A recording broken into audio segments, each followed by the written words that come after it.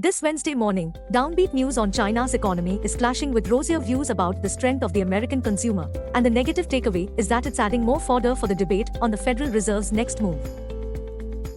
Overnight, Wall Street slumps as China rattles sentiments.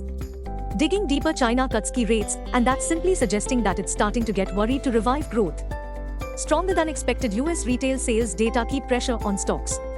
Rising expectations that the Federal Reserve will keep interest rates higher for longer to fight inflation has pushed the yield of the 10-year US Treasury, the benchmark against which mortgage rates are set, to its highest level in 2023.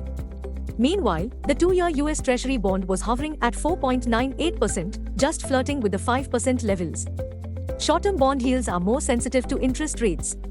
Bond investors are growing increasingly sure the Federal Reserve will keep rates higher for longer to combat inflation. That brings us to our call of the day, which suggests inflation is still in the eye of the storm. So, this week, investors will pay close attention to the minutes of the Federal Reserve's July policy meeting to trickle in on 16 August. Global cues are negative. In Monday's trade, FII sold shares worth Rs 2,324 crores. Market breadth for the day is likely to be negative. Sentiment is likely to be precarious. Nifty's technicals are suggesting bearish candles on the daily charts.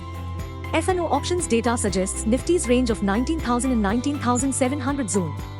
India VIX is at 11.99 levels. Nifty PCR is at 0.86. Bank Nifty PCR is at 1.09. Nifty's outlook: bears likely to take advantage of mounting concerns. Nifty CMP 19,435.